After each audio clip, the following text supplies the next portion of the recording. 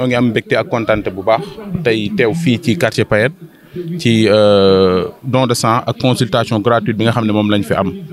donc avant tout dañuy sant di gërëm suñu docteur sage-femme yi nga xam ne ñoom ñoo fi teew ci jiital soxna Debbo bi nga xam ne moo jiite ñëpp ñu fi ñëw ci wàllum santé nga xam ne ñoom ñoo waral activité bi am waaye aussi di remercier aussi le professeur Daouda Ndiaye bi nga xam ne tey mën nañ ne ku gis activité bi sa xel day dem ci action di ko sant di ko gërëm di wax ne lii c'est pas la première fois ñuy gis ci ay activité muy def loo xamante ni ci social la jëm ndax moom activité am yëpp ci solidarité la waaye aussi di remercier docteur Gayo Sy bi nga xam ne aussi moom it buntu la ci professeur Daouda Ndiaye di remercier aussi suñu mag di suñu frère nekk koo xamante ni jàmbaar la ci professeur Daouda Ndiaye bu action muy monsieur Habib Niang bi nga xam ne tey moom moo initié lii nga xam ne moom mooy don de sang bi ak consultation gratuite bi ànd ci aussi ak la fondation Thiès Solidarité bu représenté monsieur Abdoulaye Ba mi ngi fii ñoom Moustapha Cissé ak ñëpp donc dañuy am mbégte ak kontaante def lu mel nii parce que askan bi aussi da ko soxla. waaw li tax ñu gën a motiver ñu mën a def activité bu mel nii ñëpp xam nañ ko parce que souvent dañuy li may faral di wax même bu dul sax activité bii nga def tey souvent bu ñu gisee la majeure partie di ay sénégalais bu dee fukk lañu bu dee dañuy dem hôpital di faju juróom-ñaari mën naa ne suñuy dem hôpital dañuy tiit ndax seen loxo du jot seen ginnaaw wala soit suñu demee hôpital suñu leen bindalee ordonnance duñ ko mën a jënd souvent da ngay gis ci buntu hôpital yi ay nit ñu bari ñoo xamante ni dañuy am problème mu jënd seen ordonnance kon nag lu mel noonu su amee suñu gisee tey lu mel ni action ak Thiès Solidarité def collaboration am ay dons de médicaments def consultation gratuite mën a jël askan bi saytu seen yaram yëkkati ay médicaments jox leen ñi bëgg a maye deret aussi maye deret nga xam ne ñi nga xam ne ñoo ko yittewoo ñu mën leen ko jox je crois que ne loolu activité la boo xamante ni warul di gëj di am te loolu su amee encore une fois li may wax dañuy féliciter le professeur Daouda Ndiaye mais aussi jaarale ko ci mentoram muy monsieur Habib Niang ak docteur Gayo mi nga xam ne ñoom ñoo fi ne ndaxte tey gis nañu ni vraiment activités yi nga xam ne yëpp ñoom ñu ngi koy mëne lu jëm ci askan bi la lu jëm ci social la te aussi Maxtaar ñun loolu la ñu soxla tey terewuñu nit mu def politique mais li ñu soxla mooy nit ki même bu dee da ngay yëngatu def politique sax na doon ay action de citoyenneté na doon ay action yoo xamante ay action de solidarité lay doon bu ko defee askan bi aussi dinañ ci mën a gis seen bopp je crois que ne pour mën a bañ a monopoliser parole bi foofu la. yan moyens ngeen déployer fii pour def. non mooy yëpp action presque ñoom ñoo ko def comme li may faral di wax ndax tey Habib comme li may wax le professeur a tout fait tey jii lépp lu ci war moom ak docteur Gayo ñoom ñoo indi médicaments yi ñoom ñoo fay lépp ñoom ñoo def toutes les activités fii li fi am luy ba tey ci suba boo xoolee 8 heures fekk na ne fii fees na ñoom nit ñi sax ñoo ñëwoon toog di xaar ñi nga xam ne ñooy docteurs yi ak yooyu loolu li muy firndeel nag day firndeel ni askan bi bëgg nañu faju de mais tey jii des fois problème de moyen mooy posé loolu nag dañ ciy profité di lancer appel le président de la République Bassirou Diomaye Diakhar Faye di ko wax ko ne gis nañ ne santé au Sénégal bëgg nañ ñu gën ko def priorité donte tey réew mi nag ñëpp ñoo ko bokk mais santé bokk na ci li ñu war a gën a mën a def priorité gën a yokk plateau technique bi parce que ñëpp xam nañ ne suñu plateau technique yi faible na donte nag suñu docteurs yi ak suñu sage-femme yi ay jàmbaar lañ mais aussi nañ gën a relever plateau technique bi gën a yokk hôpital yi gën a yokk xarañteefu ñi nga xam ne aussi ñoom ñoo nekk ci wàllu médecine loolu yaakaar naa buñ ci yàlla dimbalee incha allah dina jëm kanam. voilà ñu ñëw fii nag tey ci invitation suñu frère Habib Niang ak le docteur Gayo Sy sous la présidence de docteur Daouda Ndiaye professeur Daouda Ndiaye mu nekk ko nga xamante ne si vraiment lu am solo rek lay def man ba ma ko xamee ba léegi ci ay consultation gratuite ci ay don de cahier don de matériel rek lay def loolu nag nekk loo nga xamante ne si lu ñu war a gën a pérenniser la parce que nit ñi soxla nañ ko tey ci suba bi ñu xoolee fii nit ñëpp da ngay gis ñoo nga xamante ne dañoo daw si ñëw ci consultation bi lu ko waral mooy manque de moyens parce que nit ñi nag bëgg nañ faju mais dañoo amul doole parce que hôpitaux yi ku ne xam na ne cher na donc bu ñu wootee consultation gratuite ñëpp dañ ciy ñëw pour bëgg cee bénéficier wu. Habib Niang nag suñu frère def vraiment lu mu mën pour am médicament pour adulte pour enfant ñu am fii presque lu mot 5 médecins 6 médecins ak ay étudiants yoo nga xamante ni si dañoo ñëw rien que pour def social ñoom bu ñu leen wooyee ku ci nekk da nga ne loolu kay sawar naa ci damay ñëw def social ñoom ñëpp genre docteur Arthur docteur Théo ñoom ñëpp docteurs yi fi nekk yëpp ñu ngi leen di remercier ak infirmières yi nga xamante ni ñoom lañ àndal am na aussi sage-femme yoo nga xamante ni ñi ngi fi pour consulter jigéen ñi donc ñu wax leen ne loolu am na solo parce que am na ci ñoo xamante ne sax bien vrai que duñ leen maye médicament mais dinañ leen consulter orienter leen wax leen ne fii nga war a dem ak fii docteur Ngayo aussi jël na engagement bu am solo parce que nee na ku ñu ci bindal loo nga xamante ne si analyse wala lu mu war a def rek bu ñëwee dinañ ko ci jàppale kon nag mu nekk ay action yoo nga xamante ne si dañ ko war di gën di dolli quartier bu nekk war nañ semaine bu ne ñu def fa benn consultation gratuite merci beaucoup fii ñu ngi fiy saytu lépp parce que am nañ koo nga xamante ne si moo nekk ci gériatrie bi docteur Ahmed mooy seet ñi nga xamante ne plus de 60 ans dañ leen seetal seen glycémie diabète bi dañ leen seetal tension am nañ aussi pédiatrie ñoo nga xam ne ñi ngi seet xale yi sage femme bi aussi mi ngi foofu vraiment lépp am na fi c'est général daal consultation générale lépp am na fi incha allah.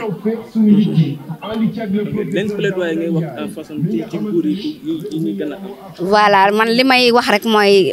maa ngi koy jëmale ci le président Diomaye Faye ak son excellence monsieur Ousmane Sonko sama xarit bi voilà ñu koy wax ne nañu gën a dooleel waa santé yi parce que nit ñi bëgg nañ de nit ñi léegi boo gisee ñëpp ñu ngi jàng pour faj mais duñu am sax fan la ñuy fajee parce que hôpitaux yi jël nañu ba nga xamante ne la ñu jël sax duñ ko àttan ay contrat la ñuy signé ak yeneen donc ñu ñaan monsieur le président mu gestu santé bi di recruter xale yi bëgg nañ liggéey médecins yu bëri ñi ngi taxaw di xaar ku leen recruter infirmiers yi ñi ngi taxaw di xaar ku leen recruter te population bi aussi bëgg nañoo faju ñu wàññi faj yi di inviter aussi population bi ñu dem adhérer ci mutuelle de santé yi parce que mutuelle de santé lu am solo la da ngay ñëw hôpital ñu bindal la ñu war la opérer wala dara wala scanner ñu bindal la scanner 60 000 wala 40 000 te or que fekkee ne nekk nga ci benn mutuelle de santé ay 11 000 francs 10 000 francs ngay fay kon nag ñi ngi ñaan ñëpp ñu adhéré ci mutuelle yi aussi ñuy dem di faju ji macha allah. rafetlu bu baax initiative bi nga xamante ni sama frère Habib Niang moom la jël ànd kook le docteur Ngayo ak ñoom tonton Gora ak Badiane Debbo vraiment di leen sant bu baax ci teewaay bi di remercier d'abord le professeur Daouda Ndiaye nga xam ni que dama naan c'est un homme social. dama ni ko solidarité bi Habib def dama naan ci ki mu àndal ci moom la ko gisee parce que Daouda Ndiaye solidarité rek lay def macha allah ak social ñun loolu lañ ko xamee ba ñu commencé ànd ak moom di liggéey ba léegi. donc li Habib def tey ji ñun dañu koy rafetlu dañuy saluer initiative Habib di ñaan yàlla sax bu mu fi yam tey jii parce que lii tey jii fi ñëw tey jii ci nit depuis ce matin war na ni que santé bi priorité la vraiment parce que vraiment nit ñi teel nañu ñëw teel nañu inscrire cela veut dire qu'il y a un problème de santé fii au Sénégal donc loolu dañ leen di ñaan ñu koy saxal di koy def ay yoon pour dimbali askan bi parce que nit moom liñ koy soxlaa rek mooy na dimbali askan bi soo nekkee sa askan dee leen jëriñ waaye bul jëriñu ci ñoom kon Habib tey lii nga def ñun dañ koy saluer bu baax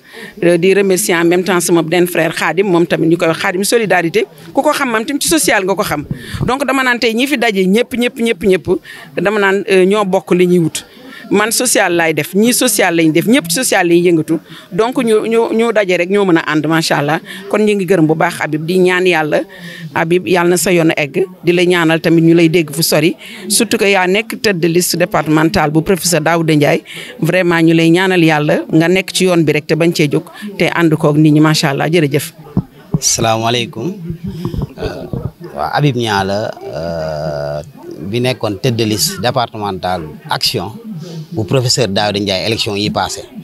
yàlla def bi élection yi jeexee aussi wax dëgg yàlla ñun action Thiès dañuy continuer solidarité bi nga xam ne nii moom la professeur daan def fii Alaaji Góora mi ngi nii tonton Gayo si mi ngi nii docteur bu Silap ak Debbo Badiane day xool ñu dem seeti Xaadim Samb Thiès solidarité di ko remercier bu baax a baax ak Ablaye Ba mii nga xam ne yàqu si dara man Xaadim dama koy wax ni ko lu jëm ci solidarité defoo ci dara Alioune Badara Samb sa baay yàlla xam na kenn du ko ci raw fii li mu defal ci dëkk bii kon ñun dama jàpp ni te mu yar ñu nag dama jàpp ni ñun dañoo delloo buum ca boy ba kon lii mu def nii ànd ceeg ñun wax dëgg yàlla mention spéciale c'est à remercier professeur Daouda Ndiaye nag mënuñu wax si moom parce que ñaari professeur Daouda Ndiaye nii si gannaaw muy docteur Gayo si ak Gora Wade ñi ñooy professeur Daouda Ndiaye à Thiès ñun dañu teg loxo rek ne ñu jiitu leen ñu topp seen gannaaw parce que ay mag lañ mais dañoo gis ni ñun lii moo ñu war politique sax du suñu place mais lii ñuy def nii Xaadim initié ko bi mu fi nekkee booy ñun ñu fekk ko si dama jàpp ni ñun lii mooy suñu élan pour démarrer waat suñu paree fii octobre lañ jëm xool su élèves yi day ubbi lan la ñu war a def ñun déjà ci loolu la suñu xel nekk nii moo tax wax dëgg yàlla ñuy remercier professeur encore une fois Daouda Ndiaye lu mu mënoon daaw yàlla na ko mën lu ëpp ba tey jii lii nga xam ne nii tey mi ngi ciy def loxoom ci Thiès parce que région yëpp la koy def mais ñun nag dañu ne action la wax te action boobu la ñuy continuer duñ ci wàcc programme sur programme comme que nag yàlla mi ñuy suturaal tey ñuy xëy jaral nañu lu ne ku si ne da nga bàyyi sa liggéey poste bu Kédougou déjà mën naa ni weer ak nii jaaruma fa receveur bi Doudou Ndiaye su waxee ma ne ko lii ma nekk nii ci askan wi moo ma gënal loolu kon nag am na fu ma ko teg fu baax a baax di remercier sama sœur Debbo hôpital régional ñëw nañ fi may ñu ay médicaments dooleel ñu jàppale ñu ci 0 franc tataan day xool garderie Mame Ndioba bii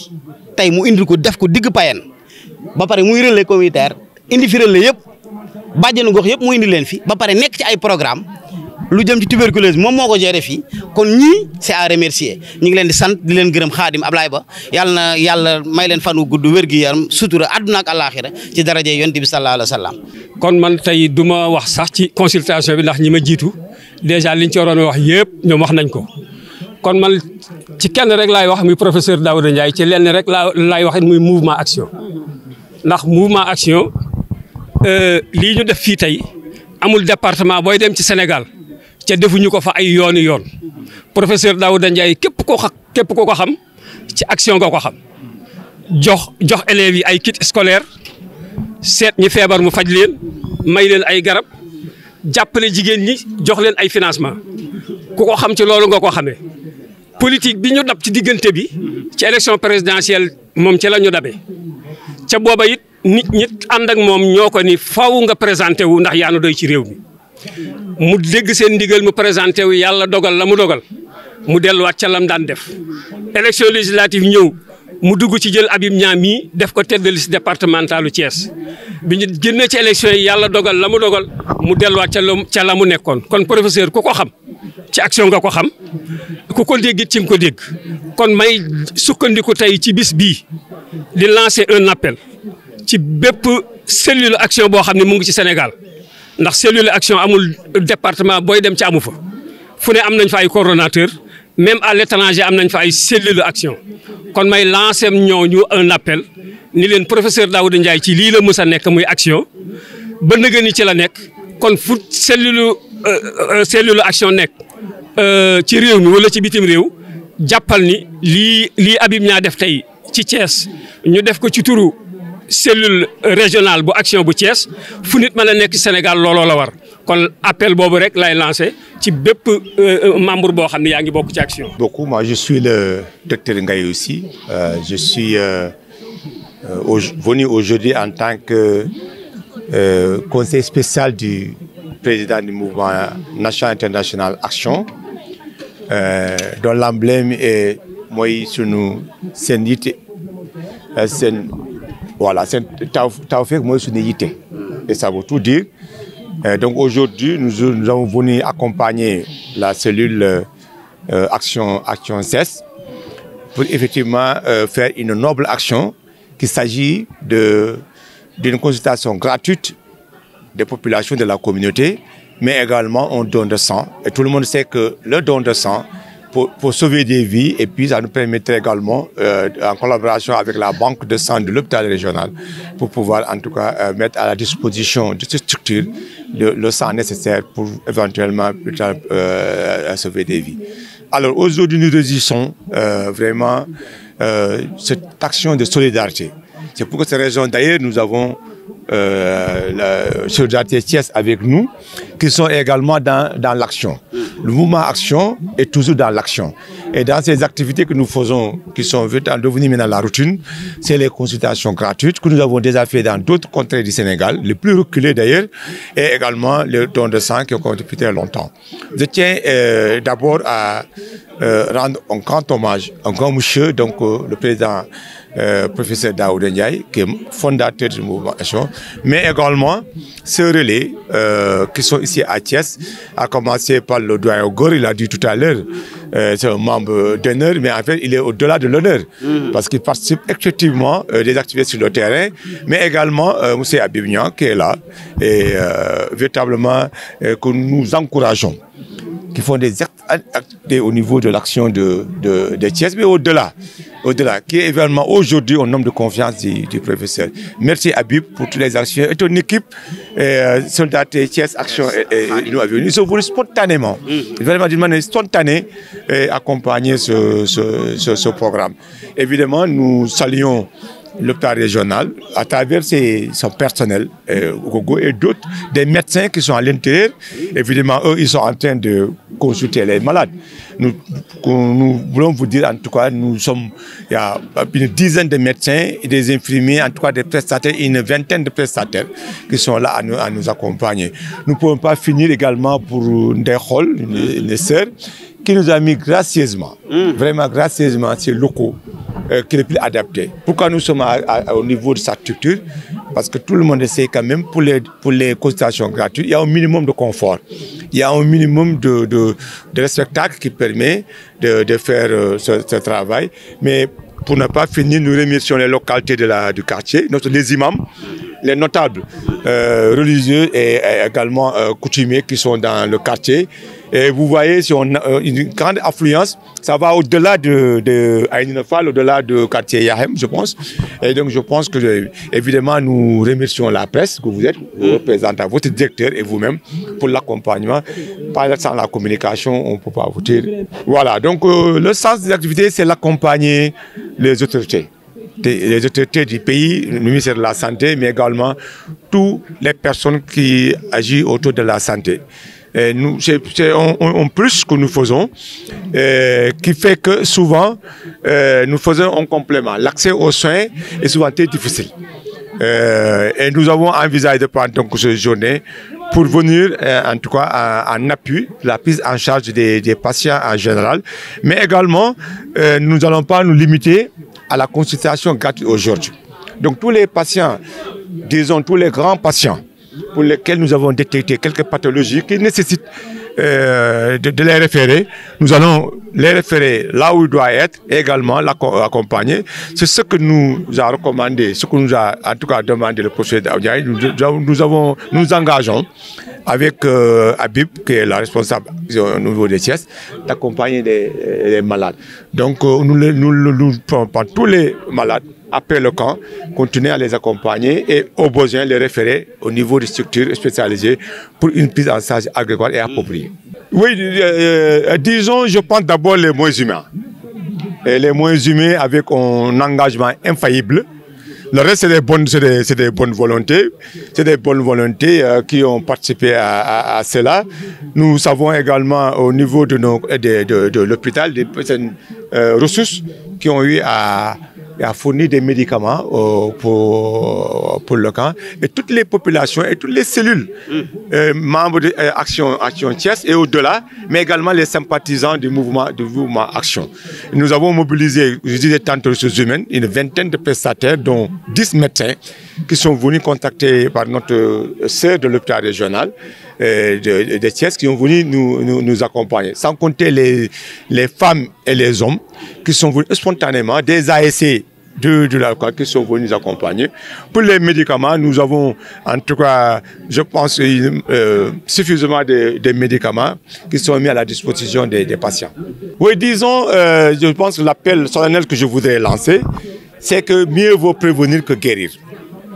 Et mieux vaut prévenir que guérir. Je pense que nous avons un système de santé assez solide. Nous avons des structures, la prise en charge des malades. C'est vrai, ça commence au niveau domicile, mais surtout au niveau des structures de santé, avec les prestataires. Donc nous lançons un vibrant appel pour qu'au moins des mouvements comme le mouvement Action puissent accompagner les populations en termes de proximité. La santé ne doit pas être réservée au niveau des structures. De préférence, les gens doivent trouver chez eux pour qu'il y ait une santé forte et solide et consolidée au niveau des communautés, au niveau des proximités. C'est le sens même du mouvement Action qui va trouver les communautés là où elles sont, là où ils vivent, pour partager avec eux et puis prendre en charge leur santé de tous les jours.